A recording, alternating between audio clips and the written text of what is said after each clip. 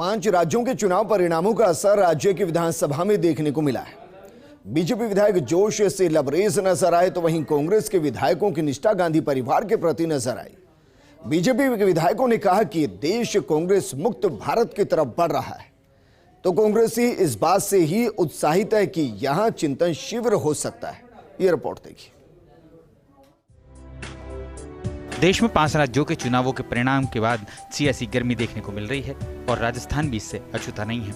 कांग्रेस ने भले ही पंजाब में सत्ता खो दी, लेकिन कांग्रेस के विधायकों की गांधी परिवार के प्रति निष्ठा बरकरार है।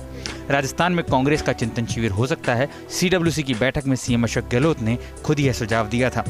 उप मुख्य सचेतक महेंद्र चौधरी ने कहा कि कांग्रेस पार्टी में सबको अपनी बात कहने का अधिकार है, लेकिन गांधी परिवार के नेतृत्व में ही पार्टी आगे बढ़ सकती है। चौधरी ने कहा कि अशोक गहलोत के नेतृत्व में कांग्रेस राजस्थान में आगे बढ़ रही है और बीजेपी को किसी दूसरे राज्य में ध्यान लगाना चाहिए, क्योंकि राजस्थान में बीजेपी की दाल नहीं गलने वाली। देखिए, कांग्रेस में मीटिंग के अंदर सबको अपनी अपनी बात करने का स्वतंत्र अधिकार है, उसमें कोई किसी प्रकार की दो राय नहीं है। लेकिन फैसला जो आखिरी के अंदर होता है वो सीनियर मेंबर्स के आधार पर, सीनियर लोगों के आधार पर होता है। और जहाँ तक आज तक देखा है कि गांधी परिवार ही कांग्रेस पार्टी को आगे बढ़ाएगा और गांधी परिवार में ही लोगों का विश्वास है और गांधी परिवार को आगे आना चाहिए और कांग्रेस की बागडोर पुनः गांधी परिवार को संभालनी चाहिए। अशोक गहलोत जी के नेतृत्व में कांग्रेस एकजुट है, तैयारी कर रही है पूरी। किसी भी प्रकार की राजस्थान में संकोच करने की जरूरत ही नहीं है और बीजेपी को गलतफहमी यहाँ पालनी भी नहीं चाहिए। वो अपना कोई और स्टेट में ध्यान लगाए, राजस्थान में उनका कुछ नहीं होगा। राजस्थान में बहुत बड़े मार्जिन के साथ में कांग्रेस पार्टी वापस सरकार बनाएगी अशोक गहलोत जी के नेतृत्व में। वहीं खाद्य नागरिक आपूर्ति मंत्री प्रताप सिंह खाचरियावास ने कहा कि एक बार रिजल्ट ऊपर से नीचे होने से नेतृत्व नहीं बदला जाता। हमारी पार्टी में क्या होगा ये हम तय करेंगे, हमें बीजेपी के सर्टिफिकेट की जरूरत नहीं है। उन्होंने कहा कि गांधी खानदान का अपना एक इतिहास और सम्मान है, घमंड में बीजेपी चूर न हो। एक बार रिजल्ट ऊपर नीचे होने से कभी नेतृत्व नहीं बदले जाते और हमारी पार्टी का नेतृत्व क्या होगा ये तो हम तय करेंगे, कांग्रेस का कार्यकर्ता तय करेगा। ये बीजेपी से सर्टिफिकेट की जरूरत नहीं है और भारतीय जनता पार्टी को ज़्यादा खुश होने की जरूरत नहीं है।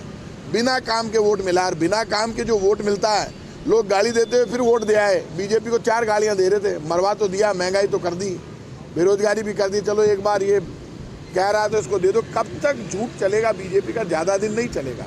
उधर बीजेपी के विधायक चुनावी नतीजों के बाद से ही ऊर्जा से सरोबार हैं। विधायक रामलाल शर्मा ने पलटवार करते हुए कहा कि हम भी यही चाहते हैं कि वे वहीं पर अपनी निष्ठा बनाए रखें। कांग्रेस और गांधी परिवार ने देश की जनता को लूटने का काम किया है। भाजपा का कोई भी कार्यकर्ता घमंड में नहीं है, बल्कि वह धरातल पर रहकर काम करता है। प्रधानमंत्री नरेंद्र मोदी अंतिम पंक्ति में बैठे व्यक्ति के सर्वांगीण विकास की बात करते हैं। आज देवस्थान और उद्योग की डिमांड है, हमारे तमाम विधायक तैयार हैं। किस तरीके से इंडस्ट्री की ज़मीनों के ऊपर कब्जा किए हुए सरकार कुछ नहीं कर रही है, उल्टे उनको संरक्षण प्रदान करने का काम कर रही है। देवस्थान विभाग के भी करोड़ों रुपए की, अरबों रुपए की संपत्तियां आज लोगों के कब्जे में है, उनको बेदखल करने की कोई कार्रवाई सरकार नहीं कर रही है, या जिनको कुर्द-बुर्द किया जा रहा है उनके खिलाफ भी कोई कार्रवाई सरकार नहीं कर रही है। तो भारतीय जनता पार्टी के तमाम विधायक सरकार को इन दोनों ही मुद्दों के ऊपर घेरने का काम करेंगे। बहरहाल विधानसभा के मौजूदा सत्र में चुनावी तपिश जारी रहेगी और आरोप प्रत्यारोप का दौर भी जारी रहेगा। फर्स्ट इंडिया के लिए नरेश शर्मा के साथ योगेश शर्मा की रिपोर्ट।